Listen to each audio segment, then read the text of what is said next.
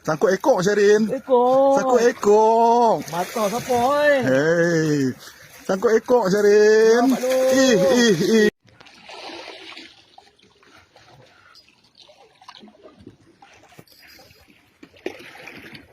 Kena mulut belum oi. Alhamdulillah. Ekor anak bagi nampak lah. Ha, clear. Sambung. Ha?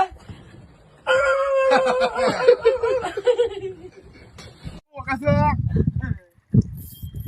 Video bang, video. Hang rakam gambar Pak Long Gambar Pak Long handsome jangan lupa. Anak nombor kena rakam gambar Pak Long. Esok ada tu dia tak bagi kau, dia tak beritahu kat hang tu. Kalau kecil dia pakai orang belakang Pak Long. Pak Long pun main belakang apa?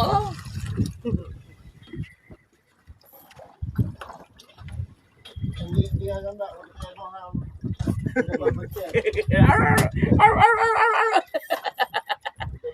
Baik kalau. Tua. Ganas tu. Wan, tengok ni Tok Wan siapa nak kira? Tok Wan oi. Tok Wan cing tengok ni. Kakak ya bang ya. Kakak nak tu ya pandai. Agak batu nak dayak cukup lah. Tua ni. Ha? Tua belum? Duduk pelan-pelan tu. Umbuk dia belum. Oh, boleh lu Pak Long. Kecaru lah orang tu. Depa pun tadi kalut. Aduh. Tu tak layak lu.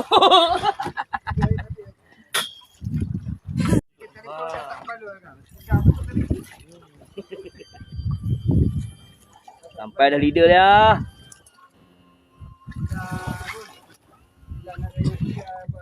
Apa lagi? Tua ni. Allahu Akbar. Hui. Allah ni. Alhamdulillah. Kita duduk agak dah tua. Alhamdulillah. Oh. Ish. Balong balik barat ni pahan jangan lupa kena tu. Mana tu? Buat hati ya. Eh? Allahu Akbar. Dua. Orang faham balik duduk tadi tu.